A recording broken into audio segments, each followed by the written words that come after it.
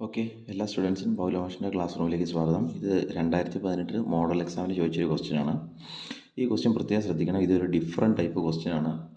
ഇതിൻ്റെ ഉള്ളിൽ ഈ ടൈപ്പ് ഒരു തവണ ചെയ്ത് കഴിഞ്ഞാൽ നിങ്ങൾക്ക് എളുപ്പമാണ്. ഇത് ശ്രദ്ധിക്കേണ്ട കാര്യം, ഇത് 2 ക്വസ്റ്റ്യൻ ഒരു തവണ ഒറ്റയ്ക്ക് ചെയ്യുന്ന പോലെയാണ്. ഇത് നമുക്ക് ഇവിടെയും ഒരു ഇൻഇക്വാലിറ്റി ഉണ്ട്, ഇപ്പുറത്തും ഒരു ഇൻഇക്വാലിറ്റി ഉണ്ട്. അപ്പോൾ 2 ഇൻഇക്വാലിറ്റി ഉണ്ട് എന്ന് പറഞ്ഞാൽ 2 സെപ്പറേറ്റ് ക്വസ്റ്റ്യൻ ചെയ്യുന്നതായിട്ട് കണക്കാക്കിയാൽ മതി. ഇതൊരു ക്വസ്റ്റ്യനായിട്ടും പിന്നെ ഇതൊരു ക്വസ്റ്റ്യനായിട്ടും. ഇത് ഒരു ക്വസ്റ്റ്യനായിട്ട് കണക്കാക്കുക, അതേപോലെ തന്നെ ഇത് വേറൊരു ക്വസ്റ്റ്യനായിട്ട് കണക്കാക്കുക. രണ്ടും ഒരുമിച്ച് തന്നെ ചെയ്ത് പോകണമെന്നേ ഉള്ളൂ, വളരെ എളുപ്പമാണ്. പിന്നെ ഈ ക്വസ്റ്റ്യൻ എളുപ്പമാക്കുന്നതിന് വേണ്ടിയിട്ട് ഇവിടെ ഇവർ മൈനസ് തന്നിട്ടില്ല. മൈനസ് തന്നായിരുന്നെങ്കിൽ ഈ ഇൻഇക്വാലിറ്റി ചേഞ്ച് ആയേനെ. ഓക്കെ, ഇവിടെ മൈനസ് അല്ല +2 ആയത് കാരണം, പോസിറ്റീവ് നമ്പർ ആയത് കാരണം ഇൻഇക്വാലിറ്റിയിൽ യാതൊരു വ്യത്യാസങ്ങളൊന്നും വരില്ല.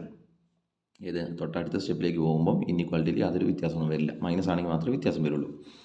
ഈ സാധാരണ ചെയ്യുന്നവർ തന്നെ 2വിനെ നമ്മൾ എന്ത് ചെയ്യും, 2 ഇവിടെ ഡിവിഷനിലാണുള്ളത്, തൊട്ടപ്പുറത്തേക്ക് എടുക്കുമ്പോൾ എന്താവും, 2 മൾട്ടിപ്ലിക്കേഷൻ ആവും. അതേപോലെ തന്നെ 2 തൊട്ടിപ്പുറത്തേക്ക് എടുക്കുമ്പോഴെന്താവും, മൾട്ടിപ്ലിക്കേഷൻ ആവും. ഓക്കെ, വളരെ എളുപ്പമാണ്. അപ്പം 2 ഇത് പോസിറ്റീവ് ആയത് കാരണം ഇൻഇക്വാലിറ്റിയിൽ വ്യത്യാസമൊന്നുമില്ല. അത് സെയിം ഇൻഇക്വാലിറ്റി തന്നെ എഴുതി. 2 ഇവിടെ ഇൻറ്റു ചെയ്തു. -5നെ 2 കൊണ്ട് ഇൻറ്റു ചെയ്താൽ എത്ര കിട്ടും, -10 ആൻസർ കിട്ടി. ഓക്കെ, ഇനി ഇവിടുന്ന് നിങ്ങൾ വീഡിയോ പോസ് ചെയ്ത് വെച്ചിട്ട് സ്വന്തമായിട്ടൊന്ന് സോൾവ് ചെയ്യുന്നതാണ് ഏറ്റവും ബെസ്റ്റ്. അതിന് ശേഷം നിങ്ങൾക്ക് എവിടെയാണോ തെറ്റുന്നതെന്ന് നോക്കിയിട്ട് വീഡിയോ വീണ്ടും ഒന്ന് ഓണാക്കിയിട്ട് കാണുന്ന ഏറ്റവും ബെസ്റ്റ്.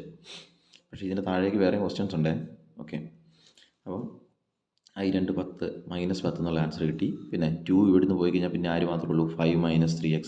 ഓക്കെ, 5 - 3x തന്നെ. പിന്നെ ഈ 2 ഇപ്പുറത്ത് വന്നാൽ എന്താവും, ഇൻറ്റു 2 ആവും. 8 × 2 16. ഓക്കെ, ഇവിടെ ഒന്നും കുഴപ്പമില്ല, വളരെ സിമ്പിളാണ്. ഇനി നമുക്ക് ആരെ മാറ്റേണ്ടത്, 5നെ തൊട്ടപ്പുറത്തെ സ്റ്റെപ്പിലേക്ക് മാറ്റുക. 5 ഇവിടെ +5 ആണ്, തൊട്ടപ്പുറത്ത് വരുമ്പോൾ -5 വരും. അപ്പോൾ -10 ഓൾറെഡി ഉണ്ട്, അതുകൂടാതെ -5 കൂടി. ഇത് ഈ +5 ഇങ്ങോട്ട് മാറുമ്പോൾ എന്താവും, -5. ഓൾറെഡി 16 ഉണ്ട്, അതുകൂടാതെ -5 കൂടി വന്നു. റെഡിയല്ലേ. 5 ഇവിടുന്ന് പോയി കഴിഞ്ഞാൽ പിന്നെ ആര് മാത്രമേ ഉള്ളൂ, -3x. പ്രത്യേകം സൂക്ഷിക്കുക, 5 ഇവിടുന്ന് പോയി കഴിഞ്ഞാൽ 3xൻ്റെ ഫ്രണ്ടിൽ ഒരു നെഗറ്റീവ് ഉണ്ട്. അപ്പോൾ -3x ആണ് ഇവിടെ റിമെയിൻ ബാലൻസ് ബാക്കി നിൽക്കുക.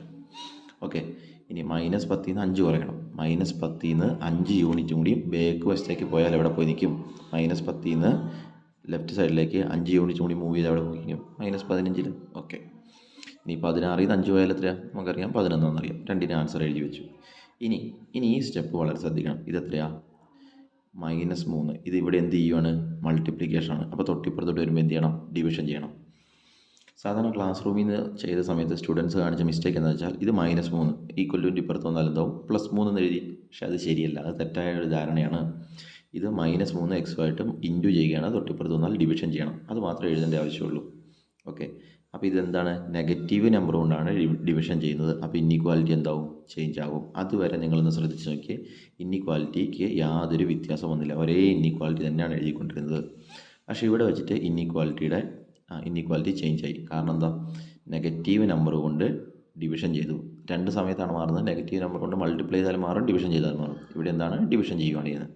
ഓക്കെ, അപ്പോൾ 15നെ 3 കൊണ്ട് ഡിവൈഡ് ചെയ്താൽ 5, മൈനസ് കട്ടായി പോയി. അപ്പോൾ +5 എന്നുള്ള ആൻസർ കിട്ടി. പക്ഷേ ഇൻഇക്വാലിറ്റി ഇവിടെ ചേഞ്ച് ആയി, x കിട്ടി. ഈ 3നെ ഈ സൈഡിലേക്ക് മാറ്റുമ്പോൾ തന്നെ തൊട്ടപ്പുറത്തെ സൈഡിലേക്ക് മാറ്റണം. 3 അപ്പുറത്ത് വന്നാൽ എന്താവും, ഡിവിഷൻ ആകും. ഇത് -3 ആയത് കാരണം ഡിവിഷൻ -3 ആയി. ഓക്കെ, അപ്പോൾ നമ്മുടെ ആൻസർ കിട്ടി -11 / 3. ഈ താഴെ മൈനസ് എഴുതുന്നതിന് വരെ നമുക്ക് എഴുതി എഴുതിയാലും മതി, മേളിൽ എഴുതിയാലും മതി. -11 / 3. ഇനി മേളിലും താഴെ മൈനസ് ഉണ്ടെങ്കിലോ അത് തമ്മിൽ കട്ടായി പോകും, പ്ലസ് ആയിരിക്കും ആൻസർ വരിക. ഓക്കെ, ഇത്രയും വരെ കിട്ടി.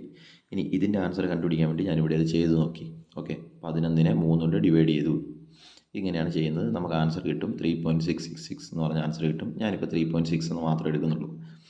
ഇവിടെ നെഗറ്റീവ് ഉള്ള കാരണം -3.6 ആയിരിക്കും നമ്മൾ ആൻസർ വരുന്നത്. ഇത് നമ്മൾ ക്രിയാകോളത്തിൽ ചെയ്യേണ്ട കാര്യമാണ്.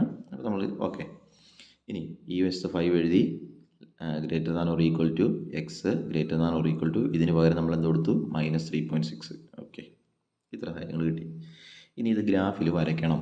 ഗ്രാഫിൽ വരയ്ക്കുമ്പോൾ നിർബന്ധമായിട്ട് നിങ്ങൾ എന്ത് ചെയ്യണം, ആദ്യം ഗ്രാഫ് ലൈൻ വരച്ചു, സെൻറ്ററിൽ 0 അടയാളപ്പെടുത്തി, ഒരു സൈഡിൽ 5നെ അടയാളപ്പെടുത്തി. കണ്ടോ, ഒരു വശത്ത് 5നെ അടയാളപ്പെടുത്തി, മറ്റേ വശത്ത് -3.6 നെഗറ്റീവ് നമ്പർ 3.6നെ അടയാളപ്പെടുത്തി. ഇനി ഈ 5ഉം ഇത് മാത്രമുള്ളെങ്കിൽ എങ്ങനെയാണെന്നുള്ളതൊന്ന് വായിച്ച് നോക്കിയേ. 5ഉം x മാത്രമുള്ളെങ്കിൽ 5 വലുതാണ് x-നേക്കാൾ വലുതാണ് 5. ഇത് 5 വലുതാണ് x, 5-നേക്കാൾ വലുതാണ് x. അതായത് x ചെറുതും 5 വലുതും.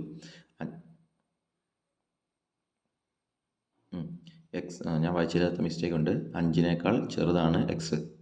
നോക്കുക, 5-നേക്കാൾ ചെറുത് 5 വലിയ സംഖ്യയും എക്സ് ചെറിയ സംഖ്യയായിരിക്കും. 5നേക്കാൾ ചെറുതാണ് എക്സ്. 5നേക്കാൾ ചെറുതെന്ന് പറഞ്ഞാൽ 5ൻ്റെ ലെഫ്റ്റ് സൈഡിലേക്കാണ് നമുക്ക് ആരോ മാർക്ക് ഇടേണ്ടത്. ഓക്കെ, 5ൻ്റെ ലെഫ്റ്റ് സൈഡിലേക്ക് നമ്മൾ ആരോ മാർക്ക് ഇങ്ങനെ കാണിച്ചു. ഇനി ഇവിടെ എന്താ വേണ്ടത്? കറുത്ത പൊട്ടാണോ വെള്ളപ്പൊട്ടാണോ? അതെവിടെ നോക്കിയാൽ നമുക്ക് മനസ്സിലാവും. ഇവിടെ ലെസ് ദാൻ ഓർ ഈക്വൽ ടുവിൻ്റെ ചിഹ്നമുണ്ട്. ഈക്വൽ ടുവിൻ്റെ ചിഹ്നം വന്നാൽ ഇൻക്ലൂസീവ് ആണ്, എപ്പോഴും കറുത്ത പൊട്ടിടണം, പിന്നെ സ്ക്വയർ ബ്രാക്കറ്റ് ആണ്. ഇത്തരം കാര്യം നമുക്ക് ഇവിടെ തന്നെ മനസ്സിലായി. ഇവിടുത്തെ ഈക്വൽ ടു കണ്ടപ്പോൾ കറുത്ത പൊട്ടാണ്, ഇൻക്ലൂസീവ് ആണ്, കറുത്ത പൊട്ടാണ്, സ്ക്വയർ ബ്രാക്കറ്റ് ഇടണം. അത്തരം കാര്യം റെഡിയായി. അടുത്ത് -3.6നെ കൂടി നോക്കുക. നമ്മളിവിടെ -3.6 എഴുതി. Less than or equal to എന്നുണ്ട്. ഇത് വായിച്ച് നോക്കുക. -3.6നേക്കാൾ വലിയ സംഖ്യയാണ് എക്സ്. കണ്ടോ, ഇത് എക്സ് ആണ് വലുത്, 3.6 ചെറുതാണ്. അപ്പോൾ എങ്ങനെ വായിക്കട്ടെ?